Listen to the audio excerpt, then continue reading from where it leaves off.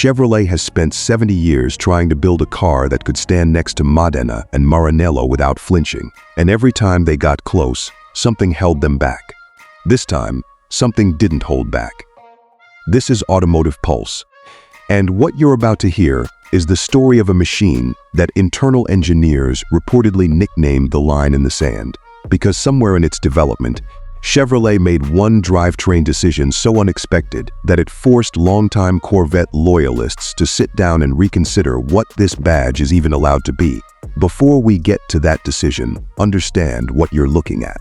The next generation Corvette Zora is being discussed across the industry as a realistic future production concept, an evolution of the mid-engine platform that GM introduced with the C8 and pushed further with the E-Ray and ZR1. This is not a rumor pieced together from nothing. It's a projection built from patent filings, supplier chatter, and the natural next step of a program that has been building toward this exact moment since the day the engine moved behind the driver's seat. Walk around it, and the first thing you notice isn't the width, though it is wider. It's the confidence. The nose sits lower than anything wearing a Corvette badge before it, not for drama, but because every inch of that fascia is reportedly doing aerodynamic work, feeding air toward brake ducts and underbody channels that keep the front end planted at speeds where lesser cars start to float. The daytime running lights carve a signature so sharp it looks machined rather than molded. And that's intentional. This is a design language that wants to be recognized from a half-mile away, at night, in the rain, by someone who has never even sat in one. Move along the flanks and the story changes tone. The side intakes aren't decoration. They're functional architecture, feeding the engine bay and the transmission cooling system in a layout that automotive engineers describe as thermal management built into the sheet metal itself, rather than bolted on as an afterthought.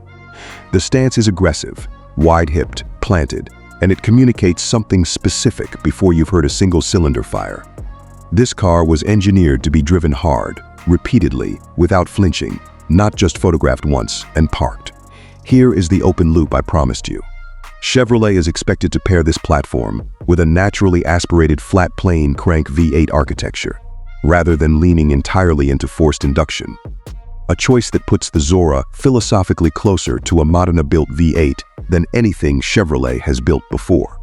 And engineers reportedly debated internally whether that was too big a departure from the supercharged, brute force identity that made Corvette a household name. We'll come back to exactly why that decision matters, and why it might be the most controversial engineering call GM has made on this nameplate in a generation. Step back and look at the rear for a moment. The taillights are narrow, angular, almost weapon-like, and the quad exhaust outlets sit low in a diffuser that's doing real aerodynamic work rather than just looking purposeful. The wing isn't purely cosmetic either. Estimates suggest it's generating meaningful rear downforce at speed, which matters enormously once you understand what kind of engine sits ahead of it. That engine is where the real story lives. Industry estimates suggest the next Zora will be built around a naturally aspirated V8, displacing somewhere in the range that allows genuinely high revving behavior, supplemented by a hybrid assist system pulled from the E-Ray program, pushing combined output into a projected range between 850 and 1,000 horsepower. That hybrid layer isn't there to inflate a spec sheet. It's there to fill the low-end torque gap that naturally aspirated engines always concede to their supercharged siblings, meaning this car is expected to launch with the instant shove of an electric motor and then hand off to an engine that wants to scream toward a red line well north of what any previous Corvette has offered. Now imagine standing next to it as someone thumbs the starter.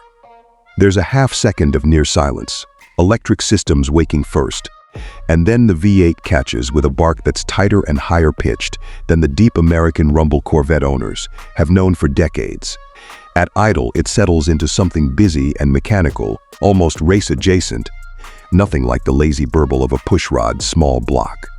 Roll into the throttle and the sound doesn't just get louder, it gets sharper, climbing in pitch the way an exotic V8 does, rather than simply growing in volume the way a muscle car typically does. Near redline, it turns almost metallic, urgent, demanding, the kind of sound that makes your chest tighten slightly even standing still. Shift under load and you feel more than hear a mechanical snap through the paddle, aggressive but controlled. And then, drop back to a cruise, close the door, and the cabin goes remarkably quiet. Isolation engineers reportedly targeted specifically so this car can be a daily companion and not just a track toy. Open that door, and the first thing that hits you is scent. Leather and something faintly technical, like a cockpit rather than a showroom. The seating position is low, deeply reclined. Your legs stretch toward pedals that feel positioned by someone who actually drives, not just someone drawing a dashboard. The steering wheel is small in diameter and thick in the rim, the kind of wheel that tells you immediately this isn't a car built for comfortable cruising alone. Materials feel dense and expensive. Carbon-backed trim, Alcantara that grips rather than just decorates, stitching that looks hand-finished rather than stamped. The central display integrates cleanly into the dash rather than looking bolted on. And ambient lighting at night gives the cabin a low, focused glow, like a cockpit preparing for takeoff rather than a car preparing for a commute. Technology here exists to disappear into the background rather than announce itself. Adaptive driver assistance systems are expected to quietly manage long highway stretches, easing fatigue on cross-country runs without ever making the driver feel like a passenger in their own car. Over-the-air updates mean the car theoretically improves after you've already bought it. Connectivity systems sync effortlessly rather than demanding attention. None of it competes with the driving experience. All of it exists to protect the moments when you actually want full control back in your hands. And that moment, the first time you actually move, is where everything you've heard so far gets tested. Roll away and the steering is immediately alive, quick without being nervous, communicating road texture through your palms in a way that feels almost old-fashioned in its honesty. Throttle response is immediate, no lag, no hesitation, just a direct line between your right foot and the rear wheels. Brake pedal feel is firm and progressive rather than grabby, the kind of feedback that lets you trail brake into a corner with real confidence. The chassis balance is what surprises people most. Weight sits low and centered, and the car rotates into corners with a neutrality that longtime Corvette owners describe as genuinely unfamiliar, in the best possible way. Seats hold you through lateral loads without ever feeling restrictive, and somewhere around the third corner of your first real drive, you understand exactly why Chevrolet made that flat plane crank decision. It wasn't about proving a point. It was about building a car that could genuinely trade blows with cars costing twice as much. That's also the honest compromise worth naming. A naturally aspirated, high-revving V8 paired with hybrid assist is more mechanically complex, more expensive to service, and less forgiving of neglect than the traditional supercharged pushrod formula Corvette buyers have trusted for generations. It's a car that rewards attentive ownership and punishes the complacent, and that alone will push some traditionalists toward the simpler ZR1 instead. Pricing is expected to land in a range that positions this car meaningfully above the outgoing ZR1, likely into the mid to high $100,000 territory, once options are factored in.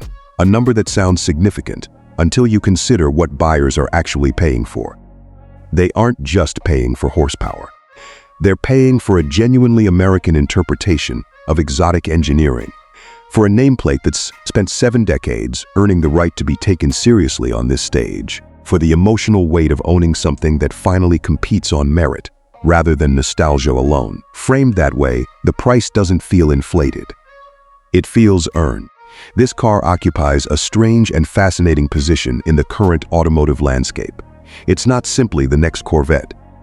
It's positioned as a genuine American answer to naturally aspirated exotic engineering, aimed at redefining what a mid-engine flagship built in Kentucky is capable of, without ever pretending to chase a European badge.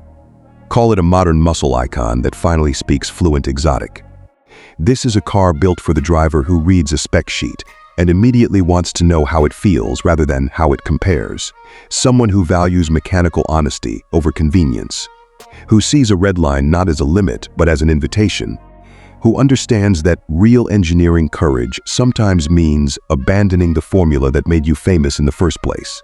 Picture this car at first light on an empty stretch of American desert highway, heat shimmering off asphalt, nothing ahead but horizon. The engine finally allowed to climb toward that red line without restraint. That's where this machine makes emotional sense, not in a showroom. Out there, before we get to how this all wraps up, I want to know where you stand, because this is genuinely debatable.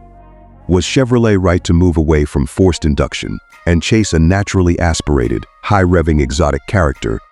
Or should Corvette have stayed loyal to the supercharged brute force identity that built this nameplate in the first place? Drop your answer in the comments, and if stories like this genuinely interest you, subscribe to Auto Avenue, because there's a lot more of this coming. The Corvette Zora doesn't ask to be compared anymore. It simply asks to be driven. This video is based on current automotive industry insights, publicly available information, design analysis, and reliable reports available at the time of writing. All specifications, performance figures, pricing, engineering details, and production timelines discussed are estimated or projected interpretations, and should not be considered officially confirmed unless formally announced by the manufacturer. Details are subject to change as official information becomes available.